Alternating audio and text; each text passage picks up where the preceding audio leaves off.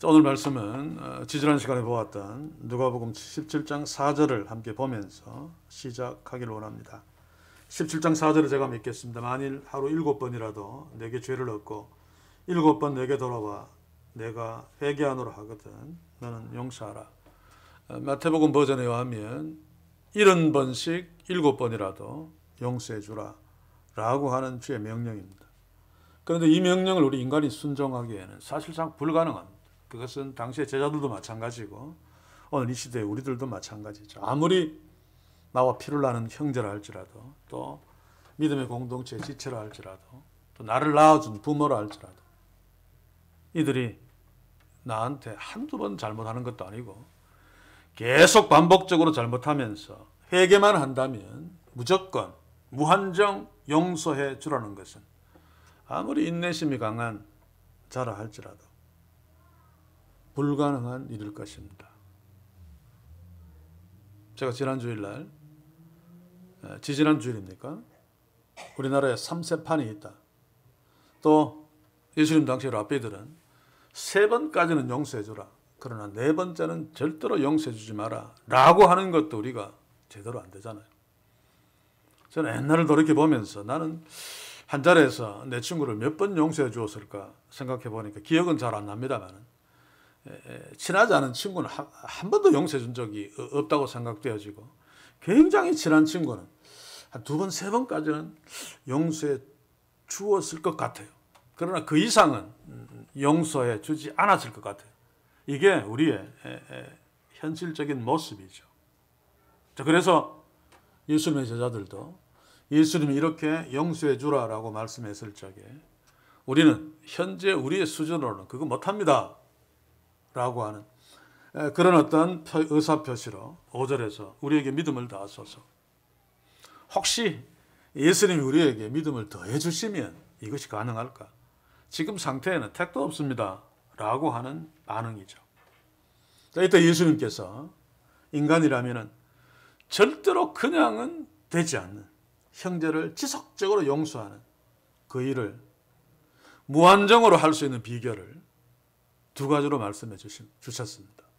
우리가 지난 시간에 보았던 한 가지, 또 오늘 우리가 볼 무익한 종의 비유, 이 2가지가 형제를 무한정 용서해 줄 수 있는 비결입니다. 예수님은 첫 번째로 하나님을 겨자씨만큼이라도 믿는 진짜 믿음이 있다면 형제를 용서해 줄 수 있다는 거죠. 형제를 용서해 주라는 예수님의 명령의 그 중요한 배경이 뭡니까? 형제가 용서를 구함에도 불구하고 회개함에도 불구하고 이들은 분명히 약자입니다. 고대 사회의 강자는 약자에게 아무리 잘못해도 회개하지 않습니다. 회개 안 해도 끄떡없으니까. 그래서 형제가 용서를 구하면 그럼에도 용서해 주지 않는다면 그 형제는 실족하게 될 것이 틀림없습니다. 하나님은 작은 자를 실족시키는 자 가만두지 않겠다라고 말하죠. 그래서 예수님이 차라리 작은 자, 약한 자를 실족시킬 방에는 그거 실족시키기 전에 다른 큰 죄를 짓고 사형 선고당해서 사형당하는 게 오히려 낫다. 소자를 실족시키기 전에 죽어버리면 소자를 실족시킬 수 있는 일을 하지 못하니까. 물론 이 모든 것들이 과장법입니다만 그만큼 작은 자를 실족시키는 것, 물론 강자, 부자, 왕들을 실족시키는 일도 하나님은 싫어하겠지만 그건 약자들이 할 수도 없는 거고 특별히 연약한 자들을 무시하고 멸시하고 짓밟아 그들을 실족해 하는 것 하나님이 참지 않으십니다. 왜냐하면 하나님은 가난한 자의 편이시고 약한 자의 편이시기 때문에 그렇습니다. 그래서 용서해 주는 것은 너무너무 중요한 것인데 우리는 잘 안 된단 말입니다. 3세판은 몰라도 그 이상은 잘 안 된단 말입니다. 그럴 때 너희들의 믿음이, 하나님을 믿는 믿음이 진짜인가 질문해봐라. 기다씨만큼만 한 믿음, 진짜 믿음을 갖고 하나님을 의지해도 그 뽑힐 수 없는, 뿌리가 너무 넓게 퍼져 있어서 뽑힐 수 없는 뽕나무더러 뽑혀서 바다로 옮겨 심기우라라고 명령하면서 기도할 수 있는데 형제를 용서하는 것 그거 왜 못하겠느냐. 궁극적으로는 믿음이 문제다라고 하는 것입니다.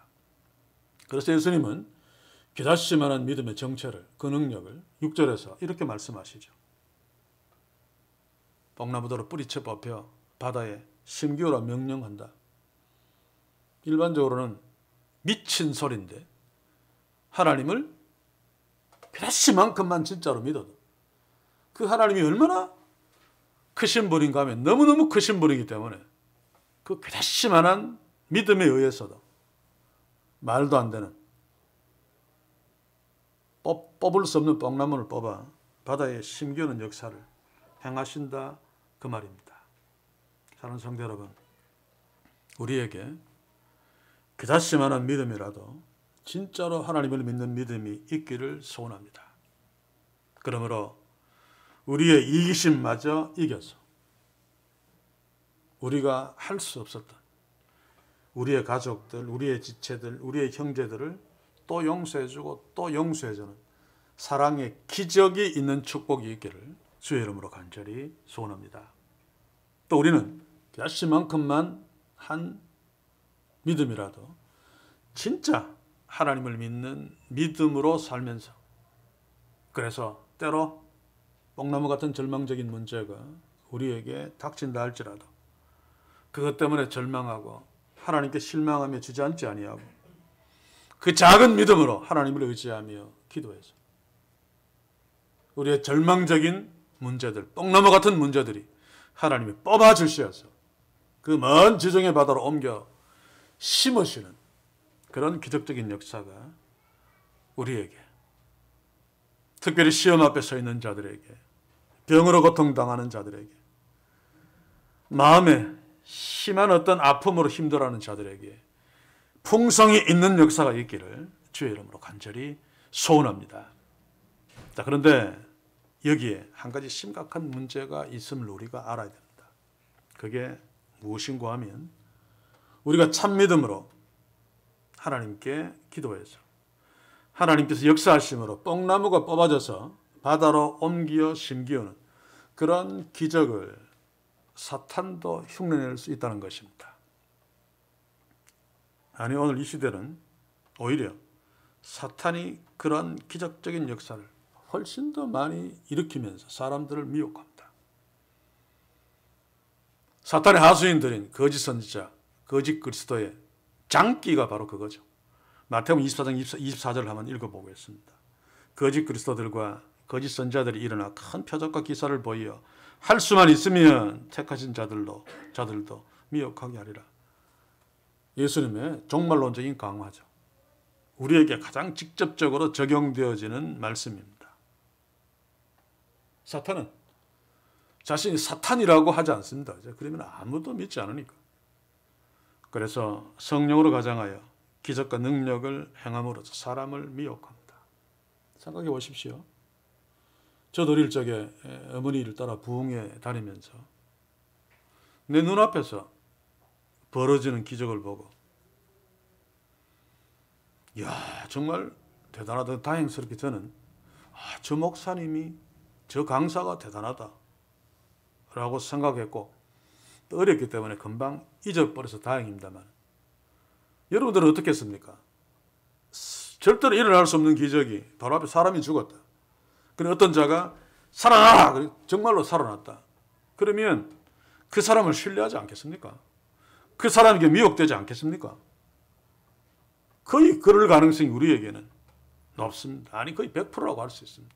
그런데 참으로 다행스럽게도 예수께서 그런 것들을 구별할 수 있는 방법을 우리에게 제시해 주셨습니다. 바로 기다시만한 믿음으로 뽕나무가 뽑혀지는 놀라운 기적을 행하는 믿음의 능력 바로 뒤에 하신 무익한 종의 비유가 바로 그것을 분별하는 답입니다. 무익한 종의 비유는 형제를 끊임없이 용서해 줄 수 있는 기다시만큼만한 진짜 믿음의 다른 면이죠. 그래서 놀라운 능력을 행하는 기다시만큼만한 진짜 믿음, 임의 반대편에는 무익한 종처럼 이런 능력을 행하는데도 나는 아무것도 아닙니다. 나는 등신입니다. 라고 하는 본질적인 자세가 있단 말입니다. 그래서 설령 뽕나무를 명령해서 확 뽑아가지고 바다에 옮기는 기적적인 능력을 행한다 할지라도 그 사람의 삶의 내용이, 그 사람의 고백이 무익한 종의 모습이 아니라면 그 사람은 가짜입니다. 뽕나무가 뿌리째 뽑혀서 바다로 옮겨지는 그 기적은 결심하는 믿음으로 생겨난 하나님의 일하심이 아니라 사탄의 역사입니다. 이것을 우리가 꼭 염두에 두고 오늘 말씀을 주목해야 할 것입니다. 진짜로 결심하는 믿음으로 진짜로 하나님을 의지해서 뽕나무가 뿌리채 뽑혀 바다로 옮겨 심기오는 그런 기적을 행한 사람, 진짜 믿음으로 그런 기적을 행한 사람은 그것을 자랑하지 않습니다. 그것 가지고 폼 잡지 않습니다. 내가 한 것이 아니라 하나님이 하셨음을 알고 철저하게 하나님의 은혜를 의지하며 고백하며 나는 무익한 종입니다. 라고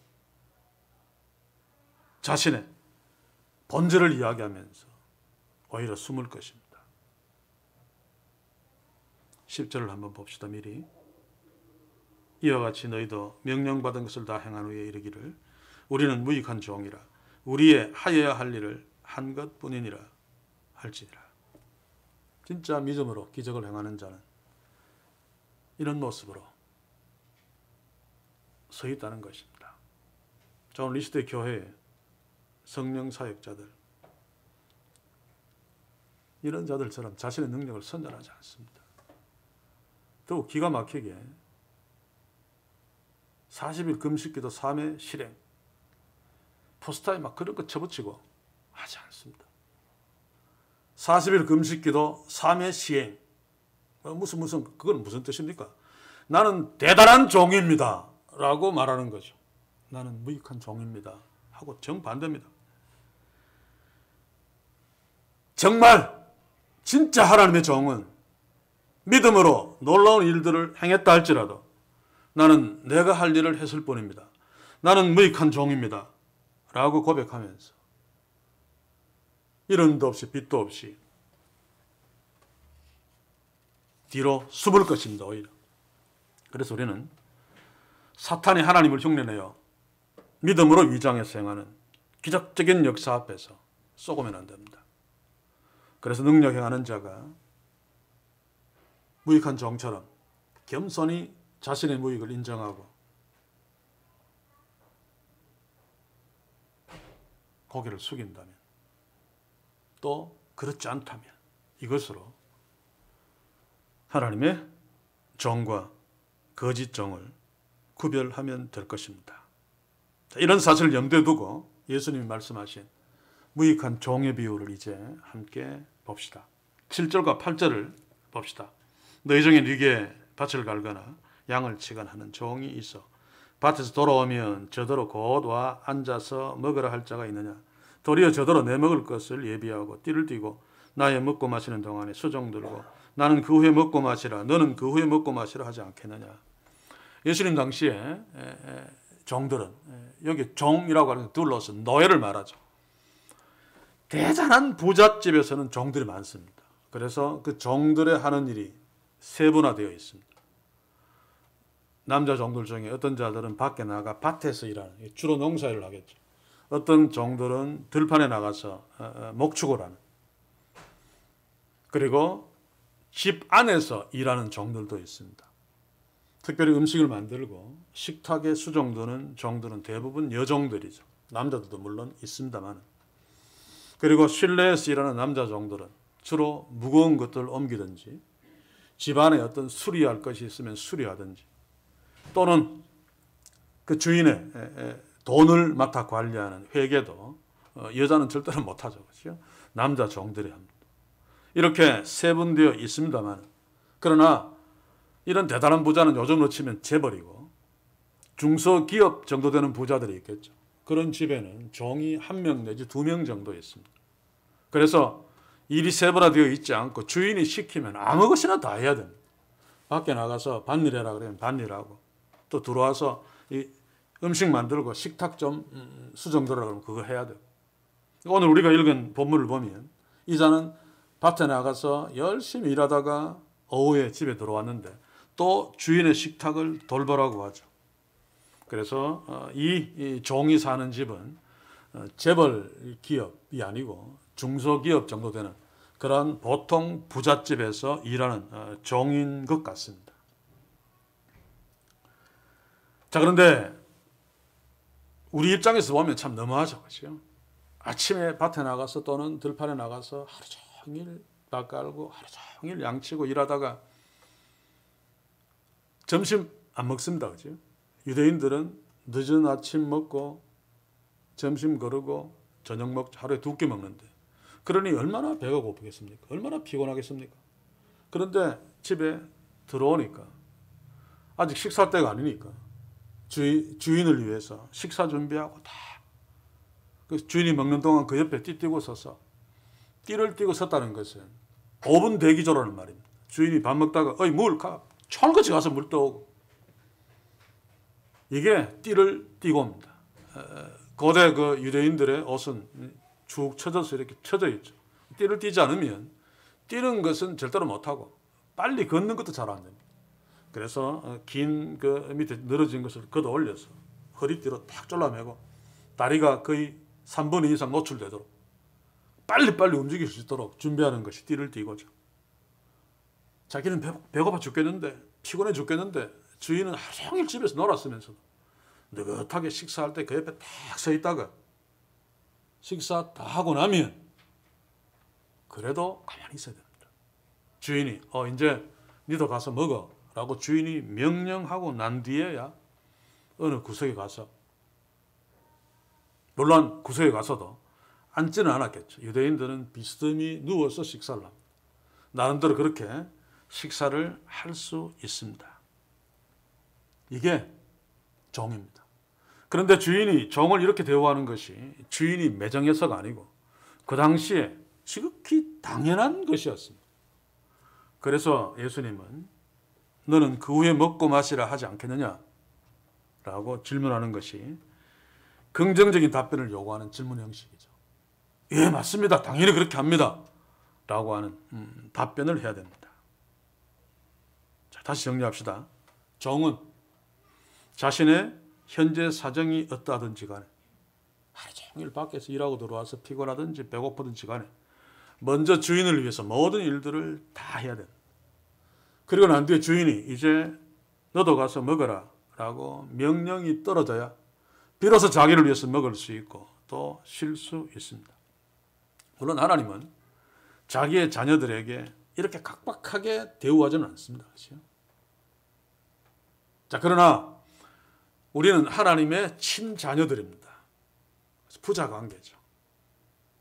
그럼에도 불구하고 하나님과 우리 사이에 하나님이 우리에게 명령하신 어떤 사명을 감당하는 입장에서는 항상 종의 태도로 서야 됩니다. 지금 이 종 이야기가 바로 그 이야기죠. 그래서 바울도 이 사실을 직시했기 때문에 언제나 하나님 앞에서 자신의 사명을 놓고는 종이라고 고백합니다. 두 군데만 봅시다. 로마서 1장 1절과 빌립보서 1장 1절. 예수 그리스도의 종, 노예라는 뜻입니다. 바울은 사도로 부르심을 받아 하나님의 복음을 위하여 택정함을 입었으니, 빌립보서 1장 1절도 그리스도 예수의 종, 노예, 바울과 디모데는 이렇게 나오고 있죠. 바울은 주의 사명 앞에서 철저하게 자신을 종으로 인식하고 있습니다. 종은 인격이 없습니다. 그렇죠? 말하는 동물. 그래서 주인에게 어떤 의견을 제시할 수 없습니다. 주인이 하라는 대로 해야 됩니다. 그게 당시에 종의 그 현실입니다. 자, 그런데 바울은 하나님 나라를 위해서 어떤 일을 한 자입니까? 이방인의 사도로서 지중해 연안을 돌면서 이방인들에게 복음을 전파하면서 수많은 교회를 세운 자입니다. 이 땅에 교회가 존재하는 가장 큰 공로자라고 할 수 있죠. 베드로보다도. 그리고 어떤 능력을 행했습니까?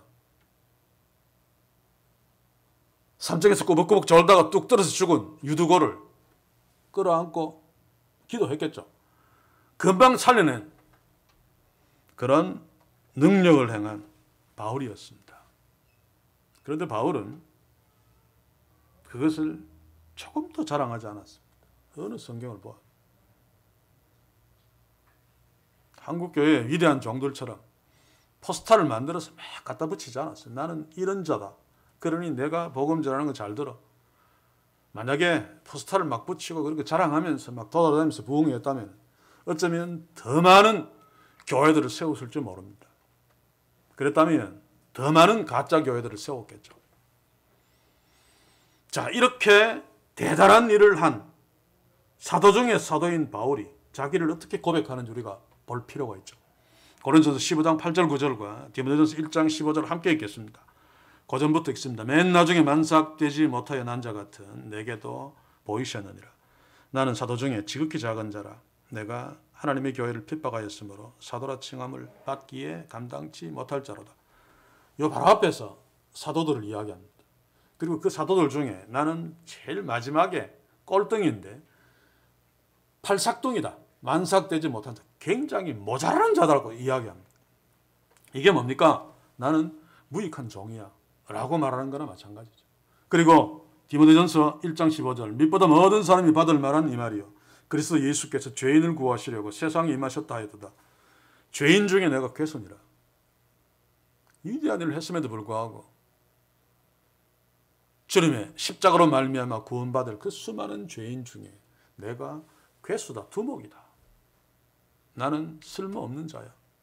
나는 무익한 종입니다. 라고 고백하고 있습니다.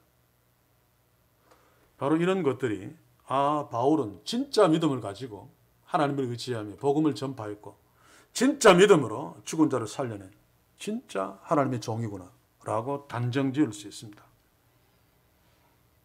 바울이 왜 이렇게 했을까요? 내숭 뜬 것입니까? 바울은 자신이 한 그 모든 것들이 내가 한 것이 아니라 하나님의 은혜임을 알았기 때문입니다. 고린도전서 15장 10절을 봅시다. 한번 읽어보겠습니다. 그러나 나의 된 것은 하나님의 은혜로 된 것이니 내게 주신 그의 은혜가 헛되지 아니하여 내가 모든 사도보다 더 많이 수고하였으나 내가 아니요 오직 나와 함께 하신 하나님의 은혜로라.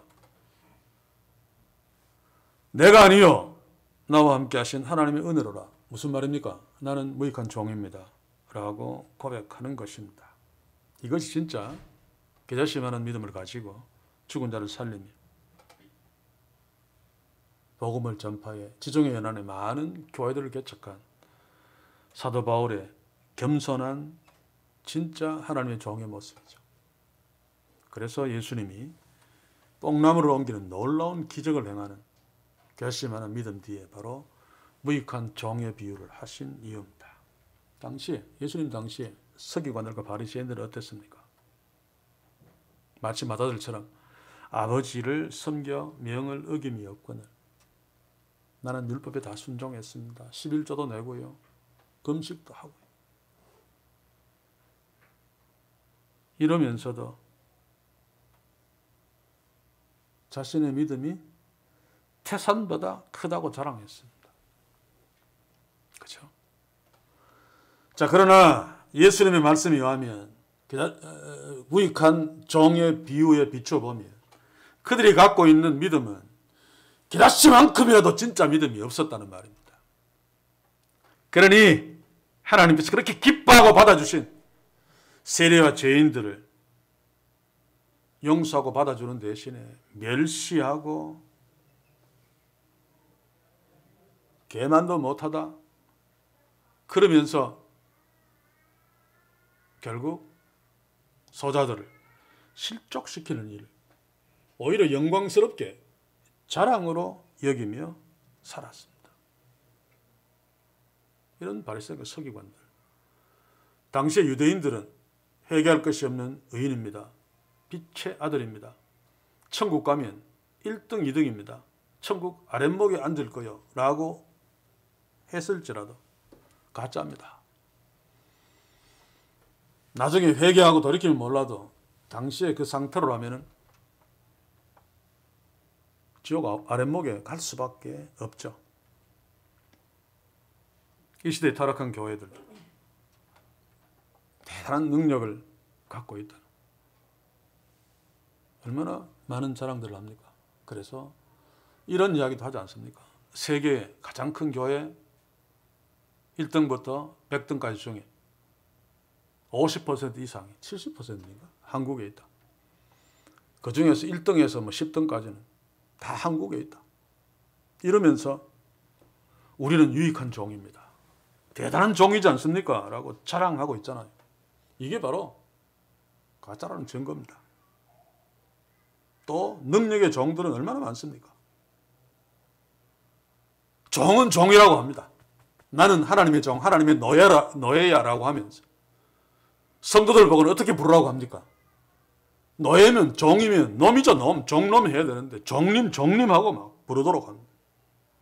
그리고 그 종놈을 잘 섬겨야지 하나님이 축복하시고 그 종놈을 잘 섬기지 않으면 하나님이 저주하신다는 이야기까지 하는 웃기는 동네가 오늘 시대에 타락한 교회죠. 무익한 종의 비유에 한번 비춰보십시오. 바로 앞에 뽕나무를 옮기는 그 능력에 비춰보면 맞는 것 같은데 바로 뒤에 동전의 이면인 무익한 종의 비유에 무익한 종과 비춰보면 뽕나무를 옮기는 그 놀라운 역사는 하나님께로부터 온 것이 아니구나 라고 결론 내릴 수 있단 말입니다. 무서운 일입니다. 이점에서 우리는 우리 교회와 나 자신을 진지하게 돌아보아야 됩니다. 지난 시간에도 계속 강조하면서 우리가 도전받았지만 우리는 하나님을 믿는다고 하면서 기다씨만큼이라도 진짜 하나님을 진짜로 믿고 있는가 질문해 보자는 것입니다. 그리고 우리는 우리 자신이 한 일에 대해서 그것이 대단한 일이든 작은 일이든 간에 나의 자랑거리는 혹시 아닌가? 그래서 남이 알아주지 않으면 괜히 실망하고 남이 알아주기를 바라는, 물론 우리의 본성 우리가 100% 극복해낼 수는 없습니다. 주님 오시는 그날까지 계속 극복해 나가는 숙제인데, 그러나 그런 문제점들을 의식하고 있어야 됩니다. 그래서 계속 자기를 부인해 나가야 되죠. 그런데 이 시대는 반대 아닙니까? 계속 자기를 인정해 주는 것이 하나님의 축복이라고 이야기하면서 더 유명, 더 높아지고 더 높아지고 무익한 종의 모습과는 정반대로 나아가고 있는 이 시대의 교회 우리들, 그것이 얼마나 심각한가를 우리가 깨닫지 못하면 어쩌면 우리도 사악한 영의 도구가 되어서 뽕나무를 옮기는 능력을 해가면서 잘난 척하고 돌아다닌다가 끝내 망할지 모릅니다. 사랑하는 성도 여러분, 우리는 바울처럼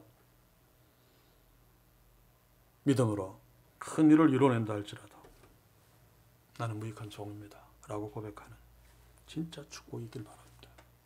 이 축복은 철저하게 하나님의 은혜를 알고 은혜를 의지할 때 할 수 있는 고백이고 축복입니다. 다시 한번 소원합니다. 우리 교회 우리는 결심하는 믿음이라도 진짜 하나님을 믿는 믿음으로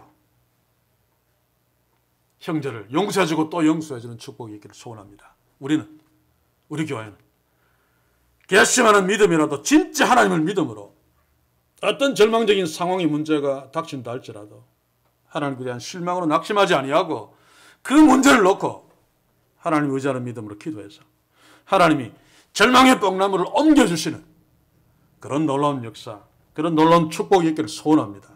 그러나 그럼에도 불구하고 우리 교회는 이 정도야 라고 자랑하지 아니하고 모든 것이 다 하나님의 은혜입니다. 우리는 하나님 앞에서 무익한 종에 불과합니다 라고 겸손하게 머리 숙이는 진짜 축복이 우리 교회 우리에게 넘치기를 주의 이름으로 간절히 소원합니다.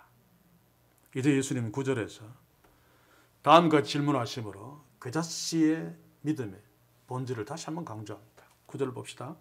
명한 대로 하였다고 종에게 살해하겠느냐. 이 본문의 번역은 약간 정교하지 못합니다. 별 차이는 없지만은 명한 대로는 수동태죠. 명함을 받은 대로. 바로 그 뒤에 그지요? 10절에 명령받은 요거하고 똑같은 단어입니다.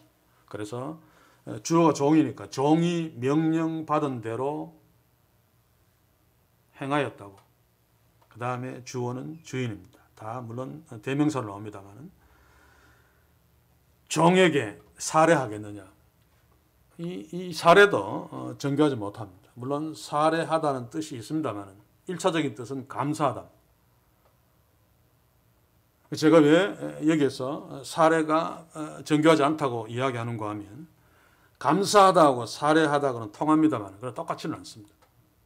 무슨 말인가 하면 종이 주인한테 막 밖에서 일해서 막 돌아와서 피곤하면서도 피곤한 척 안 하고 막 배고프면서도 배고프지 않고 주인을 위해서 막 성의껏 열심히 음식을 만들어 놓고 다 먹을 때까지 옆에 딱 서 있다가 막 다 먹고 난 뒤에 다 치우고 주인이 먹으라 그래서 먹습니다. 주인이 볼 때 저 종은 저렇게 할 수밖에 없지만 정말 진심으로 나를 위해서 하는구나 싶어서 기분이 좋아가지고 주머니에서 은 한 대너리만 툭 던져줄 수 있습니다. 살해할 수 있습니다. 그러나 그럼에도 불구하고 주인은 자기 노예에게 진짜로 감사하지는 않습니다. 왜냐하면 당연히 노예가 할 일을 했기 때문에. 그래서 살해하겠느냐 보다는 감사하겠느냐라고 번역하는 것이 훨씬 더 낫습니다. 이것도 절대로 아닙니다 라고 하는 답을 요구하는 그런 질문 형식으로 예수님이 질문했습니다. 종이 아무리 잘했다고 해서 주인이 종한테 감사하겠느냐? 아닙니다. 주인이 종한테 절대로 감사하지 않습니다. 라고 답변하는 것이 그 시대의 상황입니다. 이게 무익한 종의 자세란 말입니다. 실컷 해놓고 주인한테 감사받을 생각을 조금도 하지 않는. 그런데 당시에 바리새파 서기관들은 구절의 질문과 정반대의 대답을 하면서 거들먹거렸죠. 이게 바로 가짜의 믿음의 모습입니다. 탕자의 비유에서 맏아들의 모습에서 찾을 수 있죠. 누가복음 15장 29절을 다시 읽어봅시다. 아버지께 대답하여 가로되 내가 여러 해 아버지를 섬겨 명을 어긴 일이 없거늘 나는 유익한 종입니다. 유익한 아들입니다. 라고 하는 거죠. 내게는 염소 새끼라도 주어 나와 내 벗으로 즐기게 하신 일이 없다니 나한테 왜 감사하지 않습니까? 라고 하는 거죠.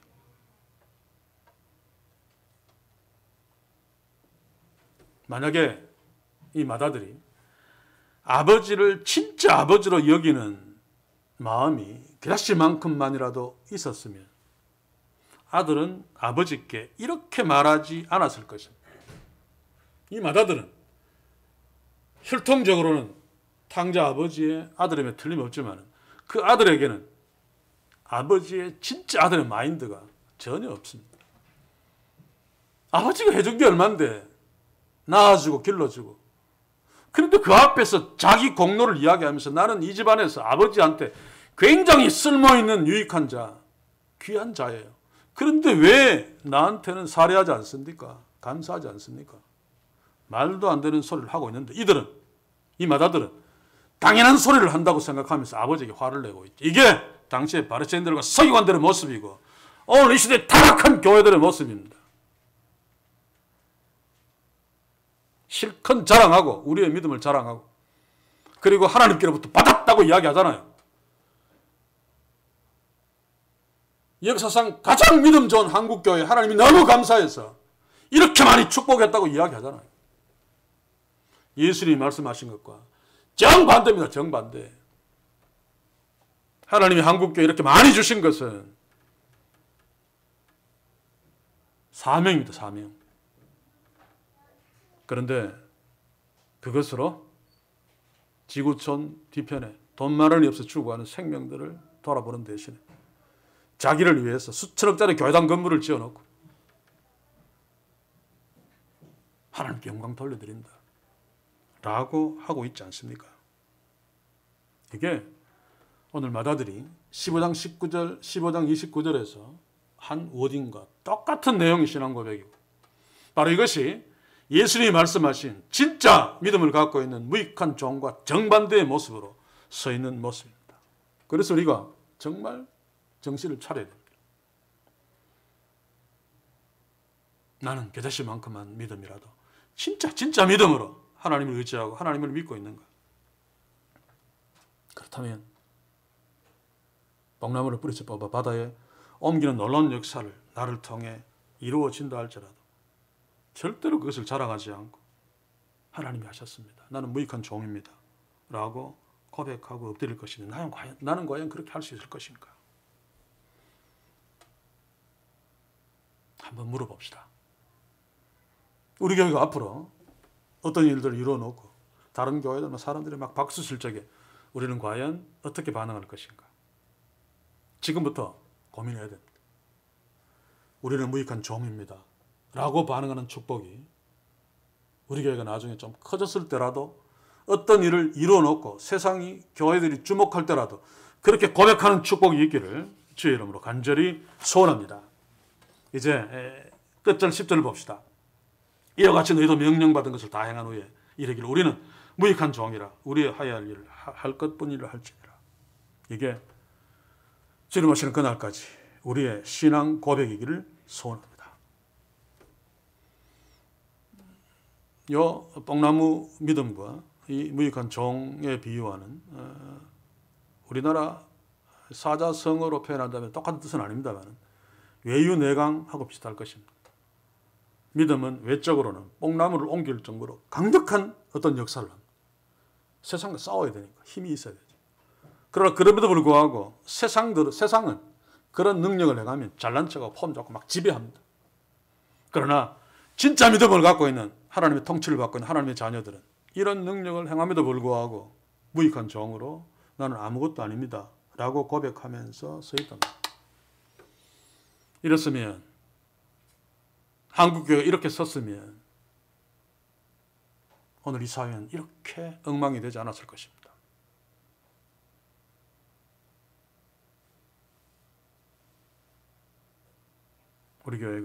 우리가 진짜 하나님의 자녀로 진짜 주님의 교회로 괘씸한 믿음이라도 진짜 믿음으로 하나님을 의지함으로 하나님의 일하심의 도구가 됩니다. 그럼에도 불구하고 나는 무익한 종입니다. 라고 머리를 숙입니다. 이런 것이 7번이라도 형제를 용서해주는 그 사랑의 기적이 넘치는 교회이기를 원합니다. 오늘 시대 교회들은 육철처럼 능력을 행하며 그것이 성령의 이름으로 한다. 성령 폭발 어쩌고 저쩌고 하면서 대단한 일을 행하고 자랑하며 있지만 그것으로 수많은 이익들을 챙기죠. 이름까지도 유명해지고 대단해집니다. 예수님이 말씀하신 무익한 종입니다는 절대로 유명해질 수 없습니다. 왜냐하면 쓸데없는 존재이기 때문에.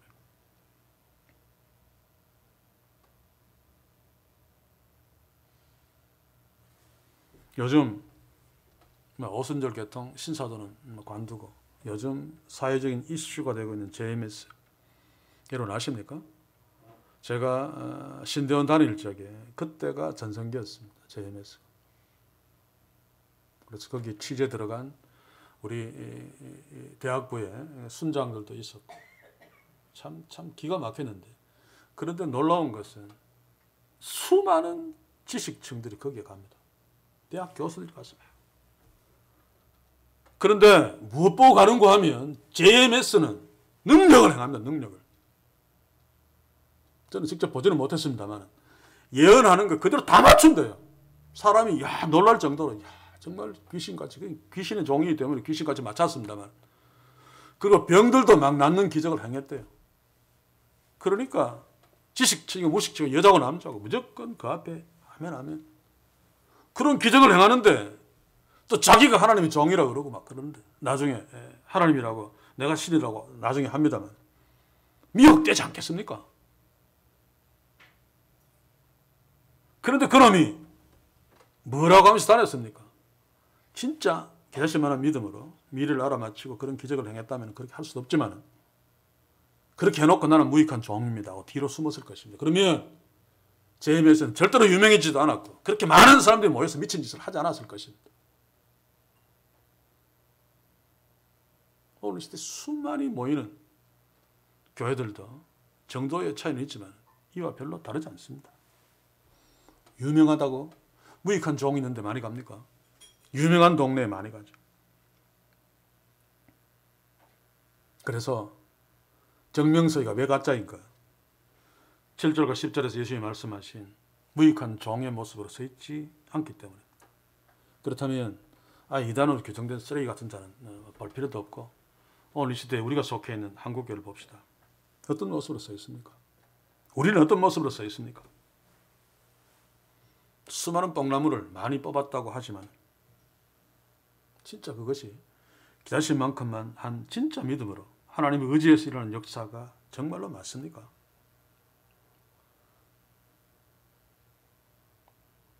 자, 이것을 입증할 수 없는, 움직일 수 없는 증거들.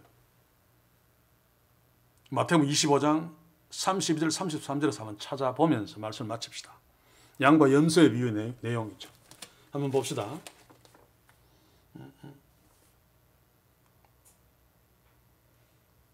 자, 모든 민족을 그 앞에 모으고 각각 분별하여 목자가 양과 염소를 분별하는 것 차여 양은 그 오른편에 염소는 그 왼편에 두리라. 염소는 가짜 믿음, 양은 진짜 믿음이죠. 자, 그런데 가짜 믿음을 갖고 있는 염소들이 무엇을 내세웁니까? 42절, 44절 한번 봅시다. 25장. 심판자 예수님 묻습니다. 내가 줄일 때 너희는 먹을 것을 주지 아니하였고 목마를 때 마시지 아니하였고 나가는 데서 쭉 이야기하니까 44절에 그 가짜 믿음의 염소들이 뭐라 그럽니까? 주여 우리가 어느 때 주에 줄이신 것이나 목마르신 것이나 나그네 되신 것이나 벗으신 것이나 병드신 것이나 옥에 갇힌 것을 보고 공양치 아니하더이까 했습니다라고 하는 거죠. 우리는 그때 당신에게 유익한 종으로 당신에게 많은 이익을 주었습니다 라고 하고 있습니다. 그러나 반대로 진짜 믿음의 양들은 어떻게 말하고 있는지 양들의 반응을 한번 봅시다. 37절에서 39절. 예수님이 36절에서 너희들은 나한테 잘해줬다 그러니까 이에 의인들이 대답하여 가로되 주여 우리가 어느 때 주의 줄이신 것을 보고 공개하였으며 목마르신 것을 보고 마시게 하였나이까. 어느 때 나그네 되신 것을 보고 영접하였으며 벗으신 것을 보고 옷을 입혔나이까. 어느 때 병드신 것이나 옥에 갇히신 것을 보고 가서 배웠나이까. 우리는 한 것이 없습니다. 우리는 무익한 종입니다라고 고백하고 있죠. 이게 진짜입니다. 그런데 오늘 이 시대 교회들은 보십시오. 역사상 세계에서 우리 한국교회가 가장 많은 일을 했습니다 라고 자랑하고 있지 않습니까? 이게 아니라는 것입니다. 그래서 하나님의 능력이 진짜 드러나지 않습니다. 교회마다 진짜 구원의 역사가 일어나지 않고 있습니다. 무익한 종들이 괘씸하는 진짜 믿음으로 하나님을 의지하면서 복음을 전파하고 있지 않기 때문에 무익한 종의 모습은 자기의 공로가 아니라 철저하게 하나님의 은혜에 의존하는 모습이죠. 이렇게 진짜는 아무리 대단한 일을 했다 할지라도 크신 하나님의 은혜 앞에서 나의 공로가 아무것도 없는 것임을 내숭 떠는 것이 아니라 진짜이기 때문에 그것을 깨닫고 나는 무익한 종입니다 라고 고백합니다. 대한민국에 이런 교회들이 많았다면 우리 조국교회는 진짜 천국을 구현하고 있는 진짜 복된 주님의 교회로서 갈 수 있었을 것입니다. 그리고 이런 진짜 주님의 교회는 다투지도 않을 것입니다. 교회마다, 노예마다, 총회마다 대가리 터지게 싸우는 이유가 뭡니까? 진짜 개자심하는 믿음이 없기 때문에 형제들을 계속 용서해 줄 수 없기 때문입니다. 또 진짜 믿음을 갖고 있는 주님의 교회는 엄청난 시험으로 절망 가운데 서 있다 할지라도 하나님에 대한 실망 대신 낙심 대신 그 하나님을 의지하며 개자심하는 믿음으로 기도할 것입니다.